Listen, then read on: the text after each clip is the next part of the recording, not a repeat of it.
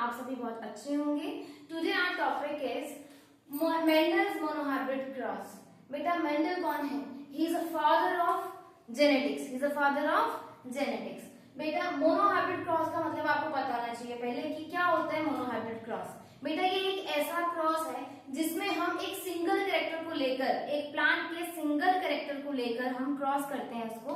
तो आइए चलते हैं, देखते हैं कि मोनोहाइब्रिड क्रॉस को हम कैसे करते हैं। सबसे पहले बेटा आप क्या लेंगे, ये बोर्ड के लिए बहुत ही ज्यादा इंपॉर्टेंट है, ठीक है। तो सबसे पहले हम क्या लेंगे बेटा, पेरेंट्स लेंगे। क्या लेंगे? पेरेंट्स।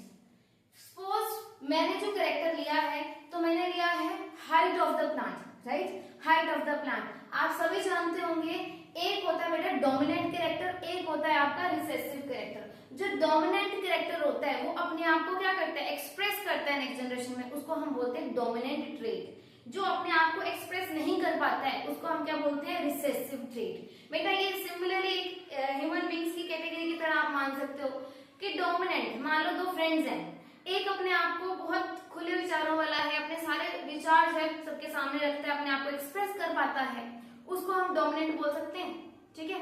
एक ऐसा है आपका दोस्त जो कि बिल्कुल अपने भावों को प्रकट नहीं कर पाता है, ठीक है, उसको हम क्या बोलते हैं, बहुत इंट्रोवर्ट है, उसको हम क्या बोल सकते हैं कि वो रिसेसिव है, ठीक है बेटा जी। ये आपको याद कराने के लिए है कि डोमिनेंट मतलब जो अगली जनरेशन में अपने आप को एक्सप्रेस कर दे, ठीक है, और रिसेसिव कौन सा है, जो अपने आप को एक्सप्रेस ना कर पाए। तो चलिए देखते हैं, जैसे हमने बताया कि कैरेक्टर कौन सा लिया है मैंने, हाइट ऑफ द प्लांट, ठीक है। मेंडल ने किसके ऊपर काम किया था, पी प्लांट के ऊपर। उसका साइंटिफिक नेम क्या है, पाइसम सटाइवा, ठीक है। तो पेरेंट, यहाँ पे मैं पेरेंट ले रही हूँ। अब जैसे हम फादर है, ठीक है, पेरेंट में क्या है, एक फादर है, एक क्या बेटा, mother, right, father and mother.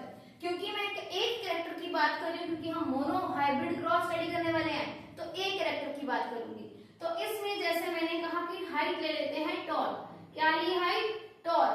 तो यहाँ पे होमोजाइगस आएगा बेटा, होमोजाइगस डोमिनेंट, कैपिटल टी, ठीक है जी। मदर हम ले रहे हैं ड्वार्फ, ठीक है।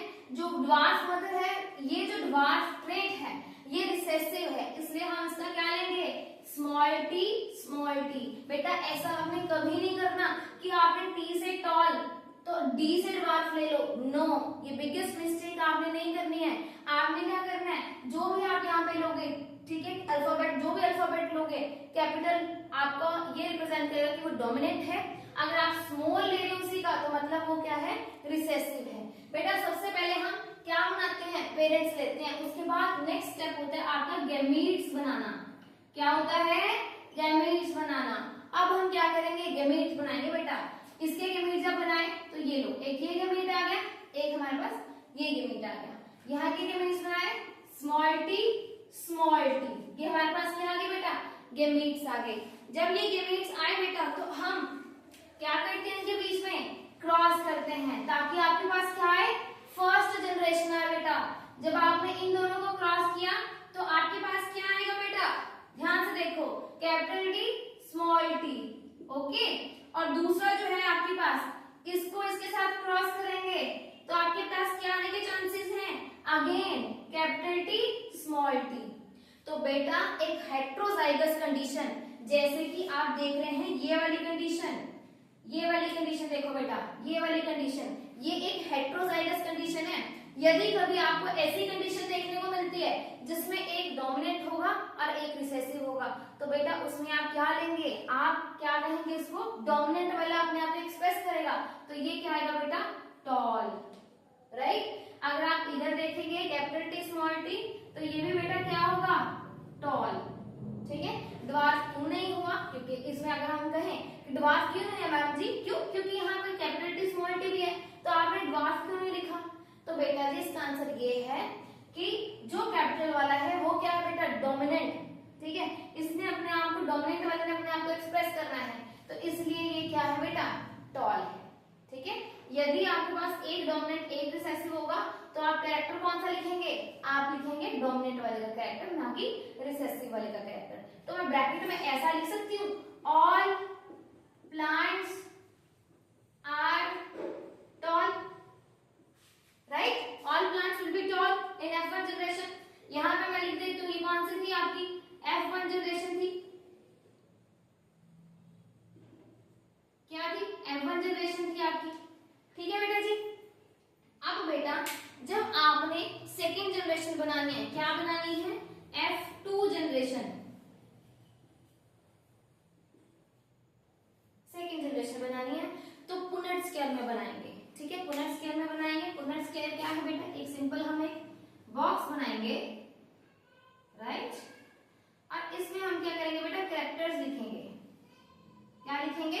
कैरेक्टर लिखेंगे।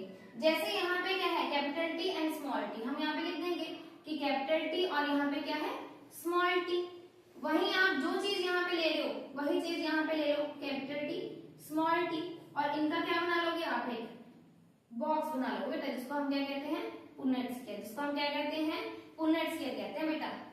ठीक है, एक तरफ आपने मान लो इन्हीं को आपने आगे सेल्फिंग किया बेटा। जब आपसे क्वेश्चन पूछा जा सकता है बोर्ड में कि F2 जनरेशन कैसे फॉर्म होती है, तो F2 मतलब सेकंड जनरेशन कैसे फॉर्म होती है, जो F1 होता है उनको आपस में क्या करवा देते हैं बेटा, सेल्फ करवा देते हैं। क्या करवा देते हैं, सेल्फ करवा देते हैं। जस्ट वेट, यस सेल्फ करवा देते हैं। यहाँ हम बोल सकते हैं कि बेटा सेल्फिंग करवा देते हैं इनको आपस में।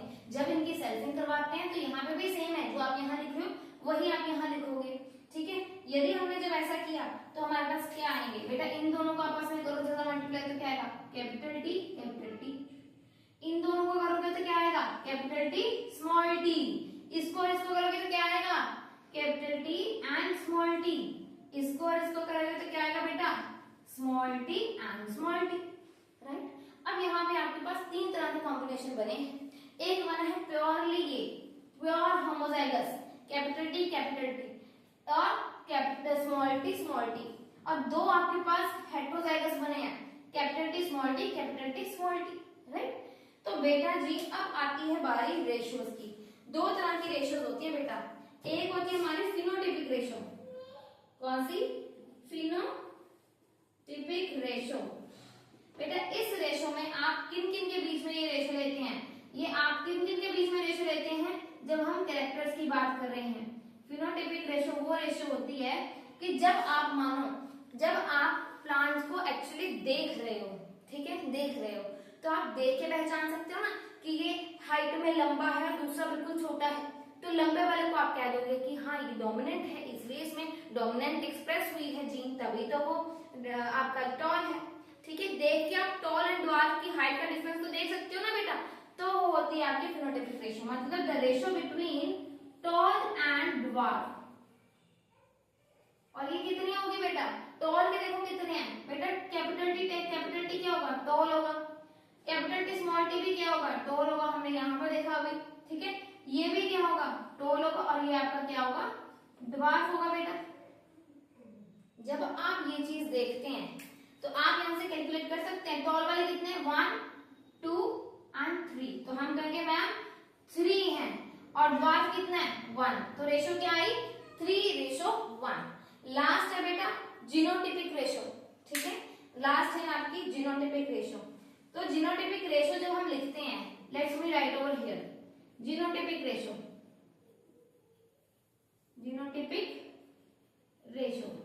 ये किसके बीच में होती है बेटा, ये होती है जब हम जीनोटाइप जानते हैं बेटा। अब मानो प्लांट की हाइट इतनी है, मतलब टॉल है प्लांट, इतना टॉल है प्लांट, ठीक है, और जो ड्वार्फ है वो इतना ड्वार्फ है, तो हाइट तो हमें दिख रही है। अब बेटा जो टॉल प्लांट है वो टॉल के पीछे उसका कौन सा जीनोटाइप रिस्पॉन्सिबल है बेटा, यदि ये होता है तो भी प्लांट टॉल ही होगा। राइट, अगर कैपिटल टी स्मॉल टी होता है तब भी प्लांट क्या होगा टॉल ही होगा।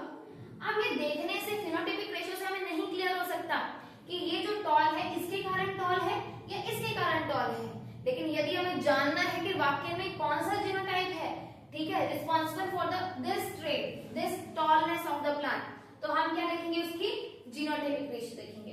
तो जब हम जीनोटाइपिक रेशियो देखते हैं तो हम किन के बीच में रखते हैं, capital T ratio capital T, ठीक है, capital T ratio capital T ratio small T.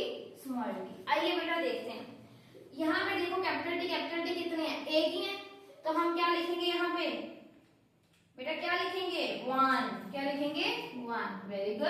अब देखो कैपिटल टी स्मॉल टी कितने हैं 2, तो 2। अब हमारे पास स्मॉल टी कितने हैं, ये देखो सिर्फ एक ही है, तो हमारे पास जीनोटाइपिक रेशियो क्या आती है 1:2:1। Thank you very much.